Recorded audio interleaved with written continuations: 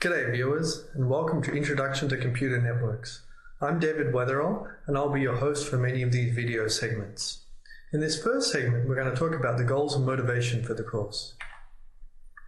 Okay, so as you can see here in this figure, we're all familiar with using different clients which make use of the network. These clients then talk to our server computers across the other side of the network for some purpose, like using the web and so forth. What we have much less visibility into, because we can't see it directly, is what goes on inside the network.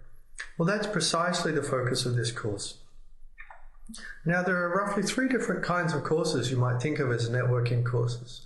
At the lowest layer, communication courses look at how to send bits of information using signals. Building on this foundation, networking courses look at how to send packets of information across the network. And at the highest level, distributed systems courses look at how applications make use of the network. Our course is going to cover roughly this ground,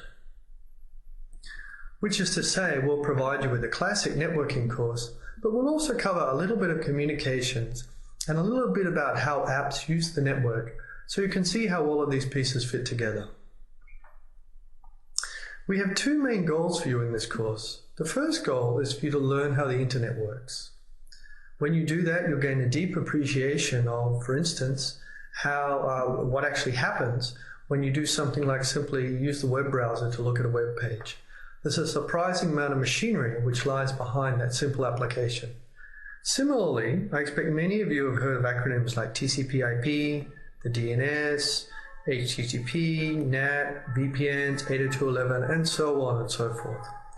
In this course, we'll tell you not only what they stand for, but tell you in detail how all of these different technologies work. Now, there are several reasons why you might care to learn about the internet. One is just curiosity. It's quite an astounding artifact in its own right. I'll talk about that in just a minute. A second is because of the impact that the internet has had on our world and continues to have. A third reason are job prospects. There is a lot of growth right now in engineering and computer science growths. Networking is definitely part of that. So understanding about networking in some detail is definitely good for your job prospects. So looking at the internet had very humble beginnings.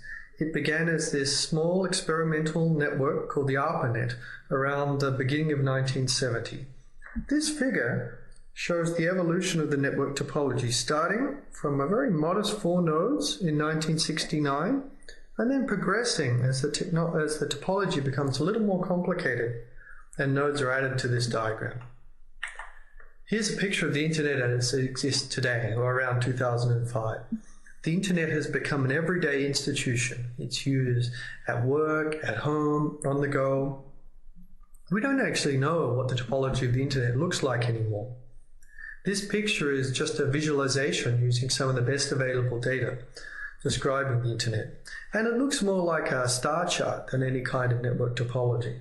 This is the level of complexity we're dealing with these days. The internet has also had a tremendous impact on our society. Because of it, our society's actually changed and we do things differently than we would if we didn't have the internet. We now have easy access to knowledge with systems such as Wikipedia, whereas previously gathering knowledge used to be time-consuming or very expensive. We can easily participate in electronic commerce with systems such as PayPal, making electronic payments around the world.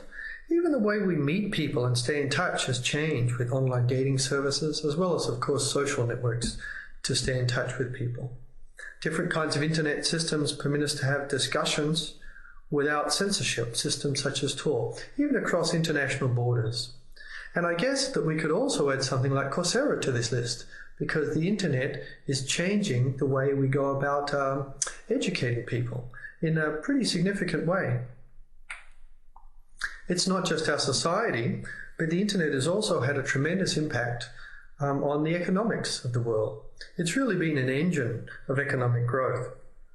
I've shown here just some examples of companies, and all of these big companies operate using business models which didn't exist before the internet, or they didn't really make sense without the internet. Google, for instance, provides advertising sponsored search. That's its model for operating. It can do this because of the internet.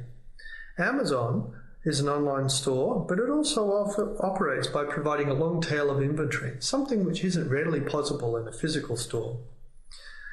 The internet also enables online marketplaces such as eBay, where clients and sellers can meet virtually before they conduct a transaction. And systems such as Amazon Mechanical Turk also allow us to crowdsource work by gathering a team of people in different places to perform a common set of tasks. Now, the second main goal we have for you in this course is to understand the fundamentals of computer networking. By that, I mean that you'll gain an appreciation for the difficult problems that computer networks need to solve, as well as the design strategies which they use to solve these problems, design strategies which have proven useful over time.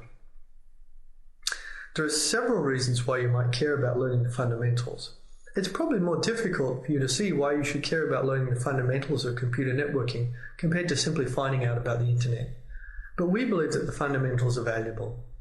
First of all, they apply to all different kinds of computer networks. We might tell you how Wi-Fi works in detail and not really cover something like satellite networks, but all of the fundamentals you learn will apply to satellite networks as well. The fundamentals are also intellectually interesting in their own right. I'll give you an example in just a moment. And maybe the main reason why you should care is that the fundamentals are long-term knowledge, so they will help you understand the internet as it continues to grow and evolve and reinvent itself.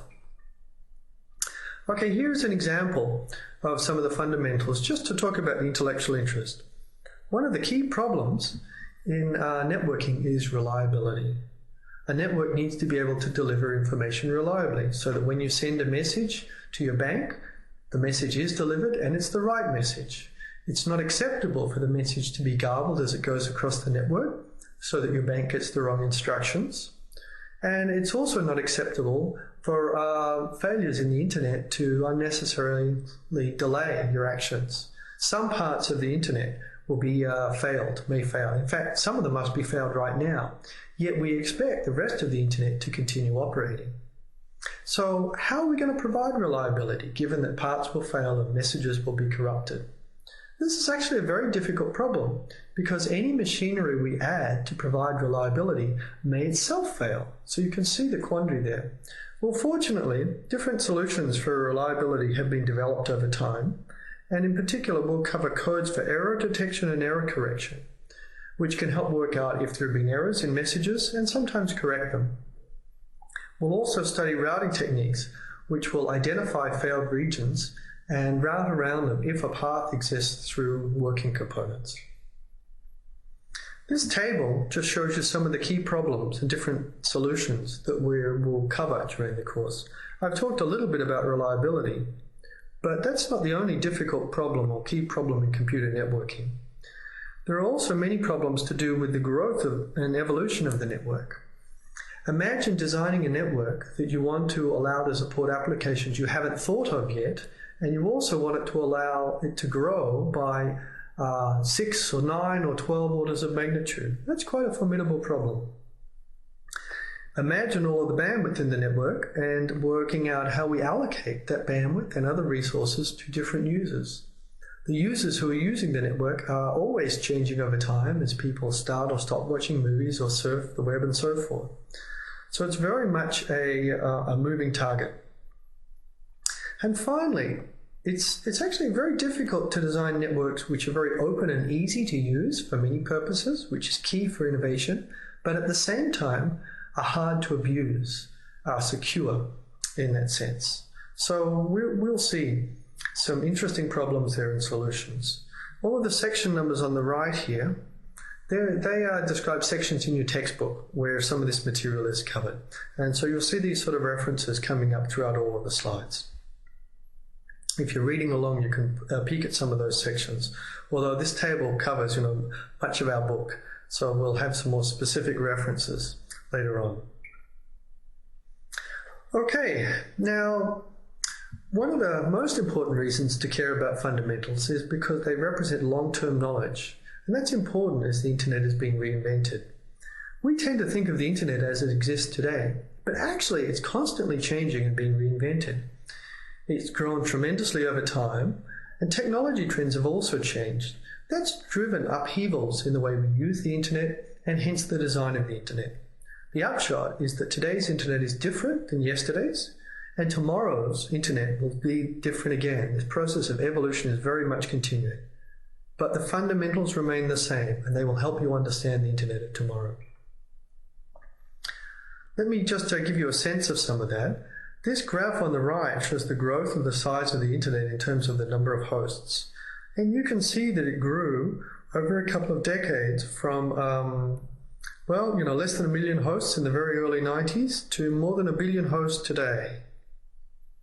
That's more than 3 orders of magnitude. I'm sure you're not surprised. We all know that the internet has grown tremendously. What you might not have the same appreciation for is that this growth has caused many different upheavals in the design of the internet. The emergence of the web, for instance, in the 90s caused a great increase in traffic, which led to content distribution networks, a new structure to more efficiently distribute information. The digitization of songs and videos, and their proliferation on the internet, led to yet another kind of a distribution system called a peer-to-peer file sharing network, which really changed a lot of the internet traffic at the time. The fall in cost per bit for sending messages across the internet has actually led to a lot of voice over IP calling, where traffic on the traditional telephone network is moving back onto the internet. The explosion in the number of hosts has stressed some of the internal internet protocols, and because of that, we're on the verge of really rolling out the deployment of a new internet protocol called IP version 6 inside the network. And many wireless advances have led to a great proliferation of mobile hosts. These hosts are somewhat different than traditional hosts. They move and still expect to have network connectivity, so that stressed the protocols in different ways.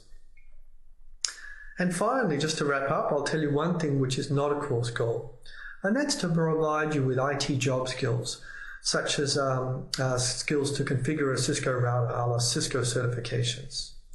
The reason we don't do that is because these skills tend to change frequently, whereas our goal is to provide you with long-term learning, which won't go out of date when the next router model comes out and the interface has changed a little bit. I don't want to give you the impression this is a purely academic course, however. A lot of the material you learn will be very relevant to your own experiences and understanding your home network, and we also provide you with experience with some hands-on tools to understand the internet.